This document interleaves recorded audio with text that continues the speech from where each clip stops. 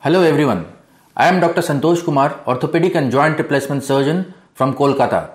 So in our series we have been discussing about various orthopedic problems, and today we will be discussing one of the commonest orthopedic problems that we face in almost every family in our society, in our almost every street in our society, and that is knee osteoarthritis. Well, knee arthritis, especially knee osteoarthritis, is something endemic in the Indian subcontinent. What it means is that it is very common in the Indian subcontinent. Almost one or two members in our almost every families would be suffering from knee arthritis.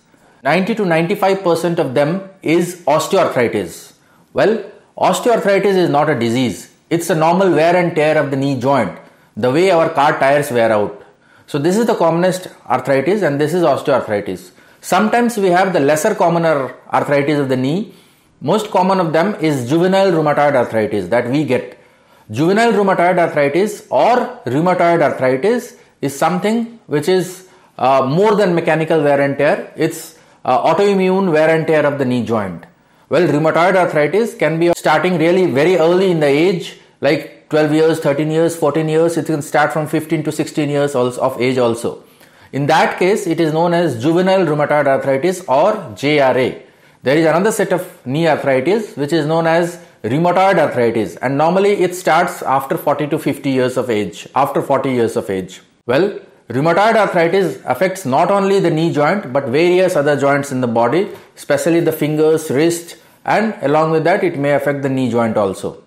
In such cases, we have to treat the rheumatoid arthritis as a whole. We have to give medicines for rheumatoid arthritis, and of course we have to treat knee. If it is severely deformed, we have to go for knee replacement. Normally, the deformity, that is the bending of knees, is much more severe in rheumatoid arthritis as compared to osteoarthritis.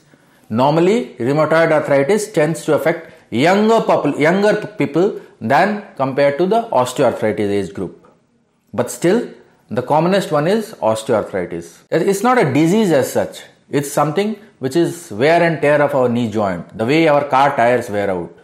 And all of us are subjected to this osteoarthritis. Some people may have it earlier, some people may have it later, some people may have it more, or some people may have it less. But all of us will be subjected to certain amount of knee osteoarthritis. This knee osteoarthritis is mostly where we cannot locate a cause why it has worn out. In that case, it's called primary osteoarthritis. And sometimes this knee osteoarthritis is accelerated because of something else like a ligament injury or a fracture. In that case, it is known as secondary osteoarthritis. Well, in primary osteoarthritis, which is age-related, pure age-related wear and tear, in almost all cases, both the knees will be affected. But if it is a secondary osteoarthritis wherein there is one or more specific cause in which one knee has accelerated wear and tear, in that case, only one knee may be affected. In rheumatoid arthritis also, one knee may be affected. So the process of arthritis is a long drawn process, and it's an ongoing process. What it means is that it doesn't occur over a period of few days or few months. Arthritis, whether it is rheumatoid arthritis or osteoarthritis of knee, which destroys the knee joint, is a long drawn process of several years. And to start with, it's classified as early osteoarthritis, moderate osteoarthritis, and advanced osteoarthritis. In early osteoarthritis, we solemnly focus on muscle strengthening program. That is, the stronger the muscles of the knee, the stronger the quadriceps and the hamstring muscles, the stronger is the knee joint. So we focus on muscle strengthening program. In moderate osteoarthritis, muscle strengthening program is always there. Muscle strengthening is a pivotal part of treatment in all forms of arthritis of knee joint, whether it is early osteoarthritis, moderate osteoarthritis, or it is advanced osteoarthritis. So one basic part of the treatment is muscle strengthening exercises.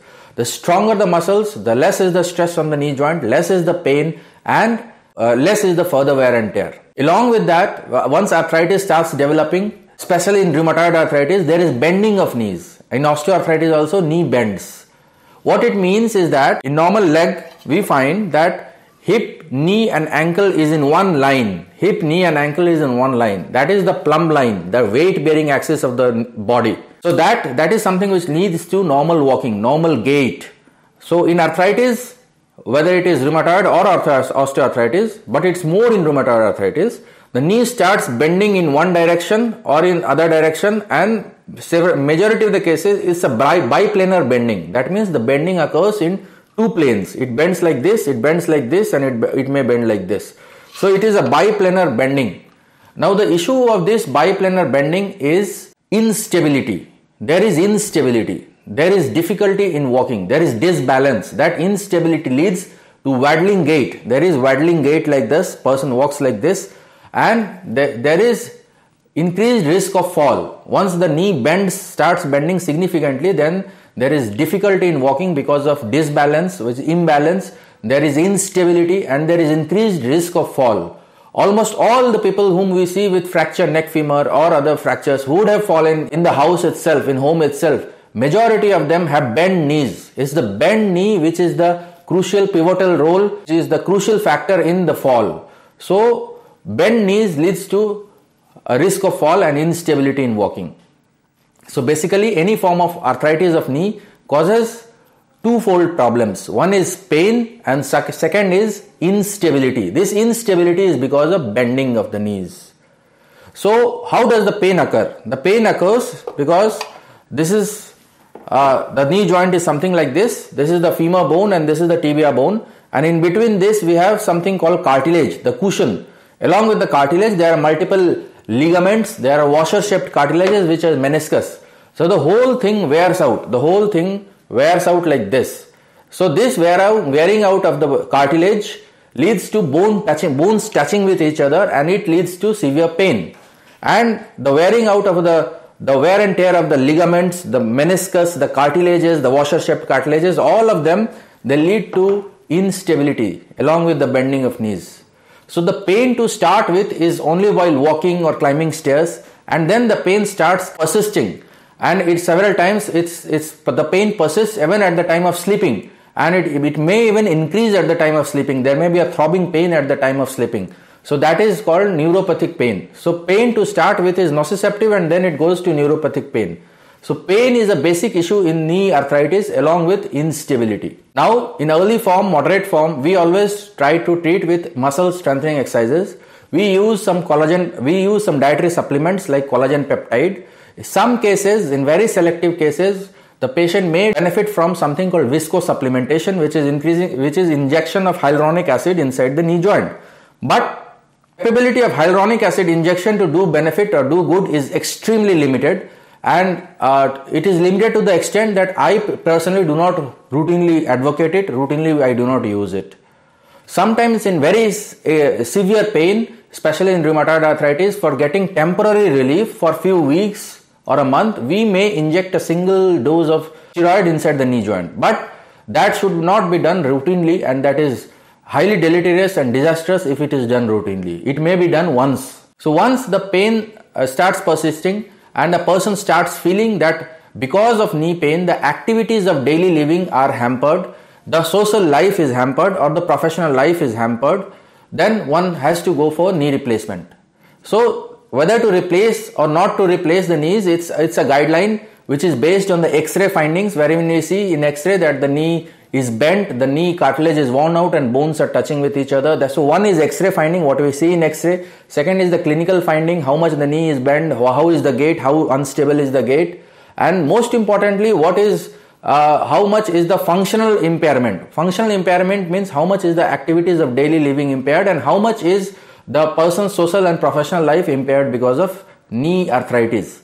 So we have certain scoring criteria also, like the most commonly used ones is Oxford knee score. So if you want to know whether you need a knee replacement or not, or what is the best treatment for your knee problems, you can straight away go to Oxford knee scores. It's a live scoring system available on the internet on Google, and it can be scored then and there. Based on the scoring findings, we can decide the treatment that is needed. So this is just one of the examples of functional scoring as we may need to assess for knee arthritis. So once the activities of daily living are impaired, and the professional and the personal life, the social life is being impaired because of knee arthritis, we would suggest a knee replacement. A person would need a knee replacement surgery. The whole goal of knee replacement surgery is to restore painless and stable movement. So on one hand, it is to decrease the pain. It is to decrease the pain. And second, it is to restore the stability. How it will restore the stability? It will correct the bending of knees. Like in normal knee, the legs are straight like this, and osteoarthritis, it bends like this. After surgery, it is again corrected like this. So the bent knees are corrected after knee replacement surgery. And what is basically knee replacement? It is replacement of the surface of the worn out cartilage. For example, this is the worn out cartilage, this is the worn out cartilage, and this cartilage will be replaced by a new surface. So this is knee replacement. In knee replacement, basically it is a surface replacement. It is resurfacing. It is a surface replacement wherein the worn out surface is replaced by a new surface which is known as implant, and the deformity, the bending, the knee which was bent like this is again corrected like this, and the knee folds fully. In the knee osteoarthritis, the knee is bent and several times the knee doesn't fold fully. In that case, knee replacement increases the folding of knees as well as it corrects the bending of the knees, and it restores stability. It gives painless and stable movement. Now I will come to the various questions that people have in their mind. I keep on getting, and everybody keeps on asking. So first question is, everybody asks that, is there a way out other than knee replacement? So my answer would be that knee replacement is, I personally and almost all surgeons never ever recommend knee replacement if there is a way out. What it means is that we recommend knee replacement only when we feel that knee replacement is the only solution. So once the knee has bent, once the cartilage has worn out, once there is persistent pain and instability, knee replacement is the only solution. Of course, muscle strengthening exercises is always helpful, but in that case, once the deformity has developed, viscosupplementation, that is injection, other electrotherapy or other modalities of traditional treatment do not help, in my opinion. So if a person is having severe osteoarthritis or severe arthritis of knee which is incapacitating his or her functional abilities or activities of daily living, then probably knee replacement is the only solution. Now the other question that immediately one asks is that will it be successful? Well, success depends, the amount of success depends on the team which is doing it. If for example we are doing, I and my team, we are doing knee replacements, knee arthroplasty surgeries daily, many knee arthroplasty surgeries daily, then our results are very predictable. And also on the other hand, knee replacement or any joint replacement surgery, it's all about mechanics, it's all about precision, it's all about physics. So once the mechanics is perfect, the precision is perfect, the technique is perfect, then it is highly likely to be successful. And hence I would say that knee replacement or any other joint replacement surgeries are very predictable. It is very predictable. So once the surgery takes place, the pain disappears and the person has painless and stable movement. I would say that it's a life-changing surgery. Majority of them are life-changing surgeries. Another very common question that people ask, how long will it last? So majority of the well-done knee replacement surgeries would last for more than 20 to 25 years, average, or even more. Now, many would puzzle, what is the correct time to do knee replacement? For example, a person may be troubled because of knee arthritis at a younger age also.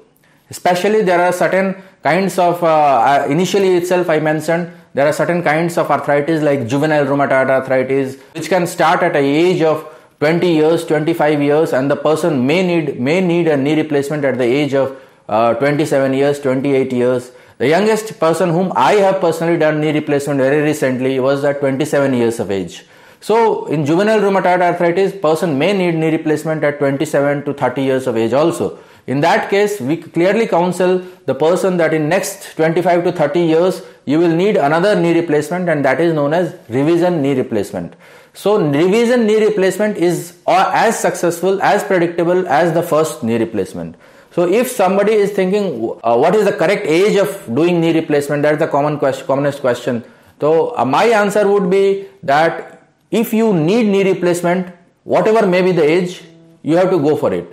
What it means is that the criteria for doing knee replacement is impairment of activities of daily living, impairment of social and professional life. It is the functional incapability, it is the functional incapacitance. It is not the age. that requirement is at the 30 years of age, it has to be done. If that requirement is at 60 years of age, it has to be done. If the requirement is at the 75 years of the age, it has to be done. Well, at every age, there is different functional aspect which one needs. In younger person, they need to do knee replacement in a severely affected knee to preserve the activities of daily living, to preserve the social functions of the person, to preserve the professional functions of that person, professional work of that person. And in senior citizens, we may need knee replacement to preserve the stability. Otherwise, bent knees, they will fall down and have fractured neck femur. So at every age, there is different aspect of doing this. There is different vision, there is different need for doing this knee replacement surgery. Before any surgery, we do all routine preoperative investigations to assess one's fitness for surgery, and if needed, we may need to optimize a person before admission. Many people keep on asking that why don't we admit the patient and then do the investigations? Well, this is something which is not preferred. We always do the routine tests before surgery, before admission, and once fitness for surgery is established, then only we go ahead with surgery. If there is any need of optimization, we always optimize the person and then only we do surgery. Many of us are bothered about the safety. For my side, I would like to confirm everybody that it's our teamwork. As a surgeon, we always team up with our physicians, with our anesthetists, with our physiotherapists, with our cardiologists, with our nephrologists to work as a team, and we ensure that everything is done safely. Safety is first. We never compromise on safety. So safety is something which is first, and then only we do anything else. Several times we may need to do both knees together in same sitting. Several times we do one knee at a time. So a lot of people ask this question, whether it is good to do both knees together in same sitting, whether it is good to do both knees together, or we should do one by one. Well, it can be done in three ways. First, that we do most commonly is both knees together in same sitting. That is known as bilateral simultaneous total knee replacement. Some cases we do one knee, give a gap of 4-5 days or a week, and then we do the second knee in the same admission. That is known as bilateral staged knee replacement. Third is we do one knee surgery and we discharge the person goes back home, recovers fully, and then he or she thinks for the other surgery. So that is known as unilateral knee replacement. Well, I prefer normally both knees in single sitting, or we do one knee and we discharge the person. We ask him or her to go home, and then once the person has recovered from one knee, then he or she gets admitted for the second knee. Normally, I and my team, we personally do not prefer to do surgeries in a gap of 4-5 days, because if we do both surgeries in single sitting, then even if both knees are being operated, but medically and physiologically it is one surgery. But if we give a gap of 4-5 days, it becomes two surgeries. Twice you have to give anesthesia, twice you have to give IV saline, IV fluids, analgesics, and that leads to further weakness. But all these things have to be decided in discussion with the team in which person is operated. This is my personal opinion, and it can very much vary from other surgeons, but this is my personal opinion. It's better to do in one sitting rather than to give a gap of 4-5 days. Now, in several cases, the people come to us for surgery in a very late stage. The knees, which should be straight like this, are bent like this. So if we do one knee and then send them home, then one knee gets corrected like this and other knee is still bent. So people feel up and down and they feel instability. So we may do both knees in two sittings very well and very good. That's good option. But the process is eventually complete only if the second knee is also done. Means the gait, the walking will normalize only if the second knee is also done. So that may be done in two sittings or may be done in one sitting. Of course, the final decision is taken after seeing all the medical reports. We have certain criteria. Most important for any knee replacement or any other orthopedic surgery is to see the heart and the kidney function. So if heart function is good, kidney function is good, if hemoglobin is good enough, then we may proceed with both knees in single sitting. If there is any issue, we may prefer to do in one knee at a time. So the final decision, of course, it is taken after seeing all the reports, and then only we proceed. People often keep on asking, which is the best implant, which is the best implant, which is the best implant. We will always prefer the best implant, and I also will always prefer the best implant. But the question is there something called best implant? Probably it's not like that. Most of the implants that that are available are all international quality implants. They are all implants with long follow-up.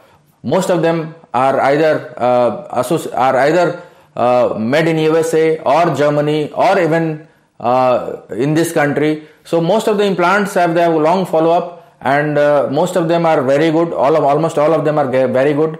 The success, the results, the longevity, the performance of the knee replacement surgery or any other joint replacement surgery depends on the precision, the technique which is being used. Of course, there are newer things which may seem very lucrative, like robotic surgery, there is navigation surgery, there is custom implantation, there are custom made jigs which are known as patient specific instruments, and all those things are there. These things are really good. Computer assisted surgery and navigated surgery is really good. But still, the most important factor which sits over and above everything is the surgical experience, the surgical technique, and the surgeon's experience, the surgeon's capabilities. In my opinion, they are still the supreme, and that is what decides everything. Everything else comes below that only. Whatever you think of computer navigated, robotic, whatever you think of patient specific instrumentation, everything is below the surgical experience and the expertise. So most important thing would be the surgical experience and the expertise. Many people ask me whether a person with diabetes can have knee replacement, a person after bypass surgery can have knee replacement, a person after angioplasty can have knee replacement. What I would like to say that most of the people whom we are doing joint replacement, knee replacement, most of them are senior citizens. So they are affected with some or other medical comorbidities which are always there, and we take care of everything. As far as diabetes is concerned, diabetes per se has never been a factor creates any problem in knee replacement surgery. I have never seen diabetes per se has never created any problem in knee replacement surgery, provided that diabetes has not affected the kidneys. What it means is that the blood sugar levels do not directly interfere with our knee replacement surgery. But what we have to see is whether there is end organ damage because of diabetes. What it means is that we have to see whether the kidney functions are preserved in diabetes. There should be no diabetic nephropathy, and if at all it is there, it should be managed. Maybe in that case, we may need to do 1 year at a time. We have to see that the heart function is not compromised because of diabetes. So we have to see all those things. Blood sugar as such generally doesn't create any problem in knee replacement surgery. After admission, we keep on checking the blood sugar levels thrice a day. We use multiple modalities of blood sugar control, which includes medicines. There are long-acting insulins, single-shot long-acting insulins. There are rapid-acting insulins, which may be given thrice daily at 8-hourly interval. So we have multi-modalities approach for blood sugar control. Now, as far as other things are concerned, like some people may have bypass surgery and they have to undergo knee replacement surgery. Some people may have angioplasty done and then they have to go for knee replacement surgery. We have to analyze everything. We have to see the cardiac function. A heart in which bypass surgery has been done may be more effective, more younger than a heart in which there has been a problem but still bypass surgery has not been done. So bypass surgery being done is not something which is a deterrent for knee replacement surgery, and in several cases it may be good. The heart may become more efficient after bypass surgery. As far as angioplasty is concerned, we need to see whether the person is taking any blood thinner medicines like clopidogrel, and if a person is taking those blood thinner medicines, it has to be stopped 7 days before surgery. Now, if it is a recent angioplasty, let's say like 6 months, 8 months, then we may not be able to stop those blood thinning medicines. If a person has undergone angioplasty in last 6 months, then we may not be able to stop those blood thinner medicines, and we may have to wait for 6 months after an angioplasty to do a knee replacement surgery. Well, of course, if there is any issue with heart or kidneys and all, the heart and kidneys have to addressed first. Knee replacement comes only after that. So knee replacement is not an emergency. We can always plan that. If somebody is having a pacemaker and then undergoing a knee replacement surgery, we make sure to check the ECG. We make sure to check the battery of the pacemaker, and if needed, we change the mode, and we ask the technician, the concerned technical team of that pacemaker, whether it be commonest brands of pacemakers that are being used nowadays, Medtronic, St. Jude. So we get in touch with them, and they do the basic checkup of the pacemaker, and then we proceed for surgery. So by and large, knee replacement surgery is very, very safe, and we take care of all the medical issues before surgery. Something which bothers most of our people is will we have pain after knee replacement surgery? Well, that is something which bothers us also equally. We are also extremely sensitive to your pain. We never allow you to get pain. So for that we have the recent modalities, like we have something called ultrasound guided nerve blocks. What it means is that the nerve which carries sensation from the knee joint, so that nerve is blocked using by local anesthetic and steroid. That nerve is blocked before surgery itself using ultrasound guided, high frequency ultrasound guided images. So once that nerve is blocked after surgery, the person will not experience any pain. The concept runs like this. The concept is that we close the gate of the pain before the pain would come. So after that the pain doesn't come much.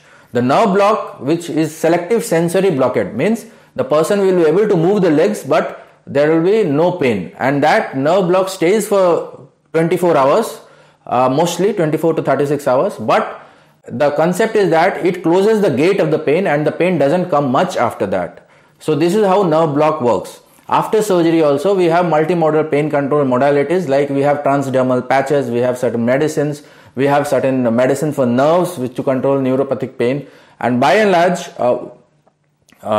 the experience after knee replacement by and large is painless. So what we call it is as minimal pain. It is almost always minimal pain, and sometimes it is absolutely painless. Along with that, we use several other modalities also to control the pain. Very obvious question will be, how is the recovery after knee replacement? How fast one recovers after knee replacement? Well, knee replacement, as I initially explained, this is the implant which is being put. This is a surface replacement, and this is put with something called bone cement. So that's a polymerization reaction, and that it gains its maximum strength right on the operation theatre itself. What it means is that the cement sets within 10 minutes and the implant becomes fully strong within 10 minutes.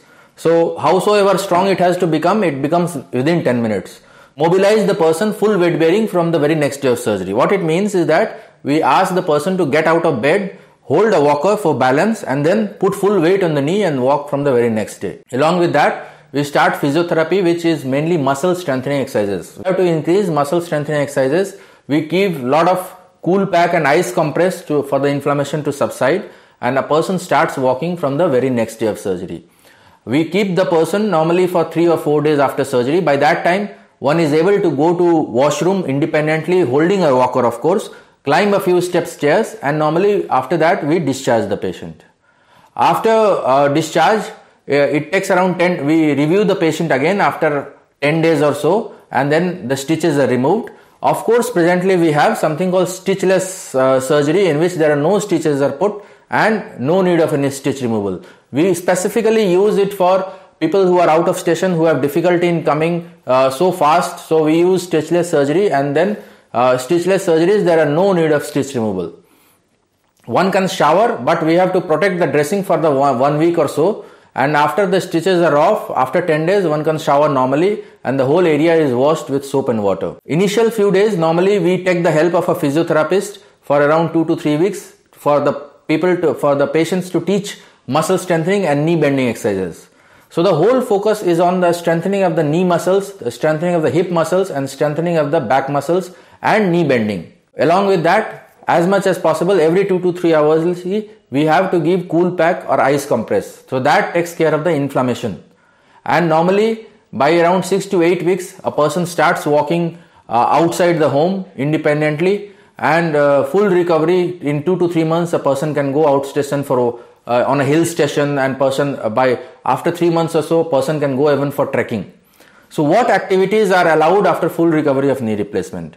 Activities that are allowed are unrestricted walking, stair climbing, cycling, swimming, driving, trekking, everything can be done. Only thing, of course, presently we have high flexion knee, which allows a person to sit cross-legged on bed. Sitting cross-legged on bed can be routinely done. It's not an issue.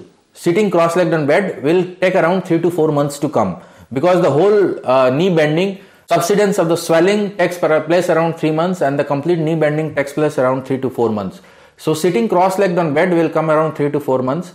Person After presently we use something called LCS, that is rotating platform high flexion knees. LCS also the full form is low contact stress knees. So with these knees, what we are using presently, a person may sit on ground also on a very special occasions, but it must not be done routinely, because sitting on ground may decrease the life of the implant. But of course a person can sit cross-legged on bed. High impact activities have to be avoided, like running, jogging, jumping, skipping. All those high impact activities have to be avoided after knee replacement. Other than that, almost everything that a normal person can do can be done after knee replacement. So these are the issues that most of us keep on asking about knee replacement. And along with that, I would like to add another thing. Presently we are using full titanium implants which are absolutely MR compatible. You can do full body MRI after those implants, MR compatible knees, which are available here. And this is the most advanced type of implant that we are using, titanium, full titanium knees. This is fully MR compatible knees, whole body MRI can be done, and those knees would not be detected in metal detectors also. So these are the common queries that we get regarding knee replacement surgery, and I have tried to address them. If you have further queries, you are most welcome to send it on our WhatsApp number 9831 911 584. or email us at santdr@gmail.com. We will be very happy to address all the queries, and we will discuss it further in the subsequent issues. If you are somebody who wants to travel from outside Kolkata to Kolkata for this surgery, we will assist you in all possible ways. If you are a foreign citizen, we will assist you in getting medical visa. If you are somebody who is coming from out of station, we will assist you in your stay, your travel and everything, and we will make sure that right here in Kolkata you get the world's most advanced at world's most affordable rates, all kinds of orthopedic surgery. So all of you are welcome to Kolkata for any orthopedic surgery. Thank you.